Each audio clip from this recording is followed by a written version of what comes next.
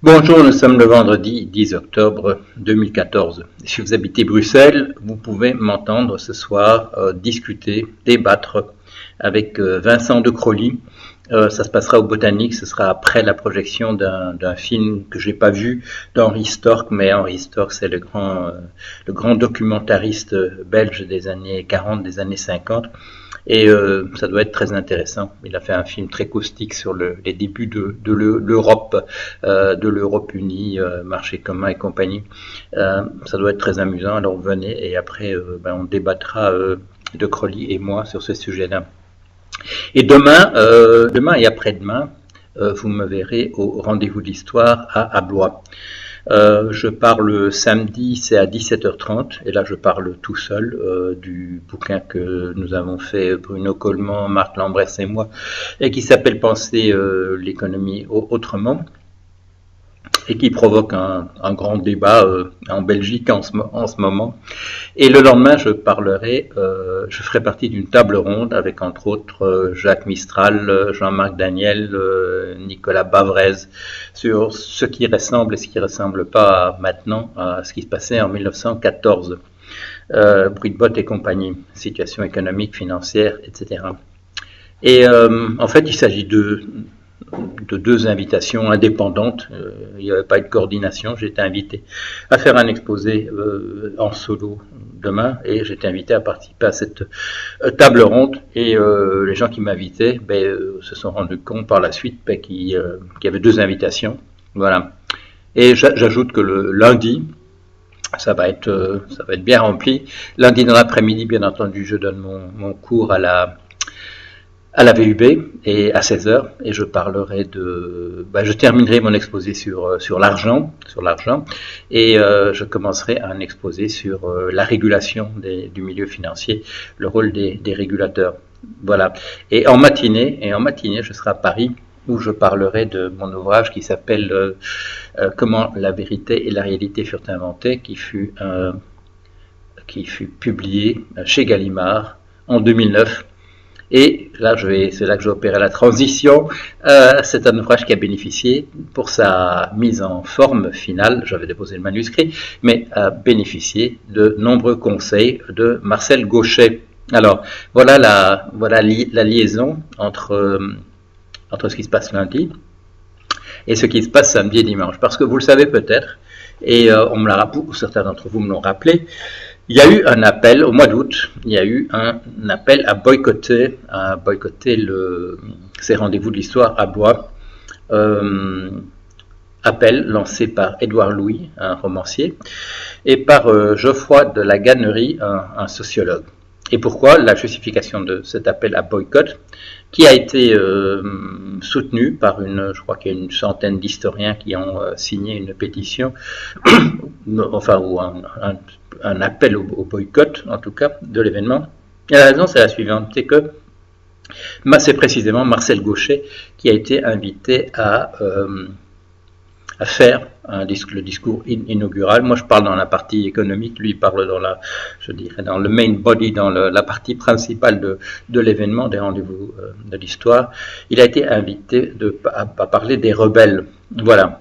Et Louis et la Gannerie considèrent qu'il n'y a aucune justification à ce que Gauchet parle des rebelles, parce que ces prises de position de type politique sont des prises de position qui sont conservatrices et qui justement mettent la rébellion hors course, considèrent que c'est une attitude qui n'est pas recommandable, Gauchet en particulier a pris position contre l'héritage de mai 68 en France.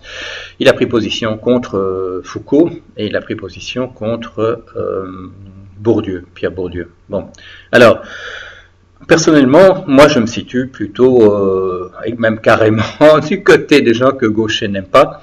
Je me considère véritablement dans la tradition de 68, encore que moi j'ai été formé, je dirais, dans la tradition, dans une tradition qui est beaucoup plus anglo-saxonne, par des raisons historiques. En 67 et 68, j'ai suivi de très près le mouvement Provo hollandais. J'ai d'ailleurs écrit un énorme pavé de mon mémoire de sociologie qui était consacré à Provost. Je suivais de très près, bien que je ne sois pas allé aux États-Unis à ce moment-là, le mouvement Flower Power, le mouvement de désobéissance civique qu'on appelle parfois du terme de hippie, qui a une inspiration, comme vous le savez, des diggers de Emmett Hogan à San Francisco, c'est-à-dire des gens essentiellement inspirés d'une tradition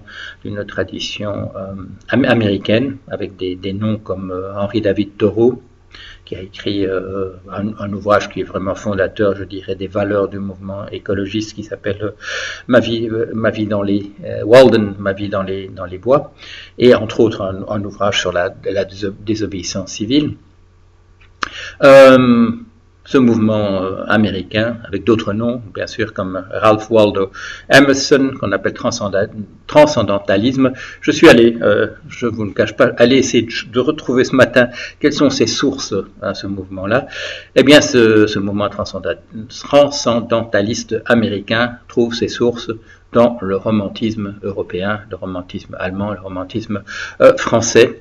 Voilà, c'est de là que moi je viens. Le mouvement Provost, lui, avait des racines également admises, reconnues et motivées dans l'anarchisme européen, celui de Proudhon, des socialistes utopiques, etc. Les socialistes utopiques qui sont à l'origine du mouvement anarchiste. Voilà. Je me situe, moi, c'est là que j'ai été formé intellectuellement, philosophiquement, dans ce qu'on appelle en France le mouvement de mai 68. Pierre Bourdieu, moi j'ai écrit un ouvrage qui s'appelle La transmission des savoirs avec Geneviève Delbos, qui est un ouvrage publié en 1984, qui est un ouvrage typiquement bourdieusien. Pourquoi ? Parce que c'est de la sociologie et que Bourdieu représente, je dirais, la sociologie française à son sommet. Je ne nie pas l'originalité de ce qu'il a fait, mais ça se situe dans la tradition exacte, toute droite, venue de Durkheim. Ce n'est pas quelque chose, c'est pas un météore, c'est pas quelque chose qui vient d'ailleurs, c'est de la sociologie d'excellente qualité. Il n'y a pas raison de critiquer cela et je me suis situé dans ce mouvement-là. Je continue moi-même à faire du Bourdieu, entre guillemets, de temps en temps quand je fais de l'analyse sociologique. Voilà ma position par rapport à Bourdieu, c'est de la sociologie de la meilleure qualité, il n'y a pas de raison de rejeter ça. Foucault, c'est autre chose, Foucault, c'est assez différent, et moi je ne vois pas pourquoi quelqu'un qui aurait de la sympathie pour Bourdieu en aurait nécessairement pour Foucault, ou inversement, ça se situe tout à fait ailleurs. Foucault, vous le savez, si vous avez lu l'ouvrage de Héribon, ou bien si vous êtes arrivé à la conclusion par vous-même, Foucault, il est très proche de l'épistémologie française à la Canguilhem. Il se situe véritablement dans cette tradition-là. Il suffit de voir son premier ouvrage dont le nom m'échappe, mais qui est le prédécesseur de celui qu'il écrira ensuite sur la folie, et qui est une réflexion sur je retrouverai le nom un jour ou l'autre, en tout cas je vous le signalerai. C'est un ouvrage du type Canguilhem. Foucault est également très très influencé dans sa lecture, dans sa lecture des événements de manière, synchronique, quand il interprète la pensée économique française du XVIIIe siècle, il le fait dans une perspective où en même temps la perspective sur la physique de la même époque doit être lue, sur les mathématiques, etc., le climat social, etc. Sa lecture qu'il appelle archéologique, c'est tout à fait dans la ligne de ce que proposait Louis Althusser, autre grande influence sur Foucault. Mais comme je dis, moi je ne pense pas que quelqu'un qui se situe dans la ligne de Bourdieu doive nécessairement avoir de la sympathie pour Foucault, ou inversement, ce sont des angles d'attaque assez différents qui se situent dans des traditions, l'une dans la tradition de l'épistémologie française, l'autre dans celle de la sociologie. Ce ne sont pas des choses qui communiquent nécessairement. Alors, ça c'est une chose. Donc moi je me situe intellectuellement du côté des gens qui critiquent le discours de type Marcel Gauchet, discours très conservateur, à la limite du réactionnaire effectivement, une analyse qui à mon avis ne débouche pas certainement pas sur des solutions pour l'avenir. Ceci dit, la pratique du boycott dans ce cadre d'événements, je la rejette. Voilà. Pour plusieurs raisons. La première, c'est qu'on est dans le cadre d'un débat démocratique. Gauchet ne fait pas partie des gens auxquels je refuserais de parler, certainement pas. Bon, j'ai eu l'occasion de lui parler et je continuerai de le faire. Ce qu'il dit, c'est pas du tout ma tasse de thé, mais on reste dans un cadre de la démocratie telle que je la prône et telle que j'aime qu'elle continue à se perpétuer. Donc il n'y a pas de raison que je refuse de lui donner la main ou de refuse de discuter avec lui. Au contraire, s'il y a une occasion m'est donnée d'avoir un débat avec lui, je l'accepterai très volontiers. Je dois ajouter que la formule du boycott, j'en souffre personnellement. Il y a eu une époque jusqu'en 2009-2010 où les penseurs de droite acceptaient de discuter avec moi essentiellement parce qu'ils ne savaient pas qui j'étais. La réaction qu'ils ont eue ensuite, parce qu'un certain nombre d'entre eux se sont fait étrier dans des débats que nous avons ensemble, a été de me boycotter. C'est-à-dire que quand on leur proposait de venir discuter avec moi, ils ont dit dans ce cas-là, je ne viens pas. Bon. Et comme ce sont des gens qui soit sont plus connus que moi, soit sont du côté du pouvoir, des sponsors, des dirigeants de journaux au niveau de leur financement, etc., ça a joué, mais ça continue à jouer. Il y a un certain nombre de fois où j'aurais pu parler, je ne l'ai pas pu le faire parce que par ce type de chantage a joué. Alors, moi je ne vais certainement pas utiliser le même type d'armes, ça me paraît, j'y perdrais, tout simplement j'y perdrais. Si on m'invite à un endroit où le thème est la rébellion, et qu'on m'invite moi, et qu'on demande à parler également de la rébellion, quelqu'un qui n'est absolument pas un rebelle, c'est pas une raison suffisante pour que je n'aille pas. Pourquoi ? Parce que je vais pouvoir moi parler et voilà le soleil qui vient me jouer de mauvais tours parce qu'il abîme tout à fait l'image que vous allez voir. Alors je vais faire un petit truc, je vais essayer de me déplacer pour que vous continuez à me voir. Bon, c'est un peu du bricolage, mais voilà.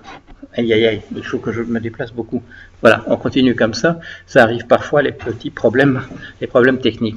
Alors, j'en avais pratiquement terminé. Moi, j'irai à Blois, de la même manière que je vais à Paris aux rencontres du Louvre pour parler de mon bouquin Comment la vérité et la réalité furent inventées, de la même manière que je vais au Botanique ce soir, je serai à Blois et je parlerai parce qu'on me donne l'occasion de parler. Voilà. Alors, petit problème de programmation, il y a un économiste, Steve Keen, qui écrit sur le même thème que moi quand j'ai écrit un livre comme Misère de la pensée économique, sur le fait que le savoir de sciences économiques est un savoir truqué, c'est un savoir qui ne respecte pas les lois les règles de la recherche scientifique.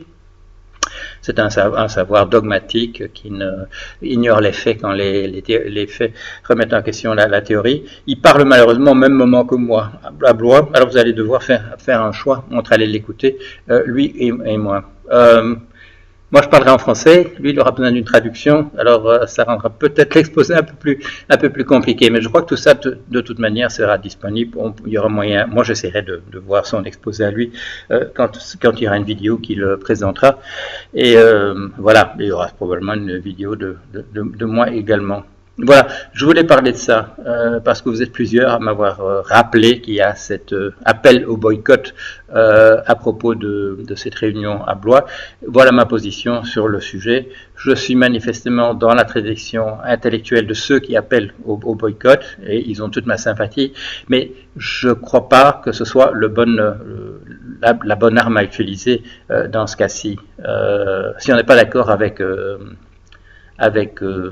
Gauchet, il faut s'opposer à ses vues par la plume et par la parole.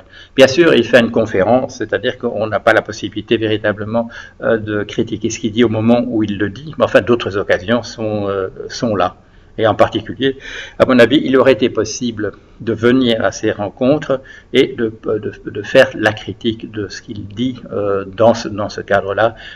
Comme je le dis, les rencontres de Blois, ça se passe dans un cadre démocratique. Il y a des circonstances où je dirais, moi je ne participe pas à tel événement et je découragerais d'autres personnes à y aller si on sortait de ce cadre démocratique. Ce n'est pas le cas. Il faut Gaucher fait partie des gens que j'essaye de convaincre et pas des gens que j'essaye d'ignorer et d'opérer un chantage à partir de là. Voilà, à bientôt.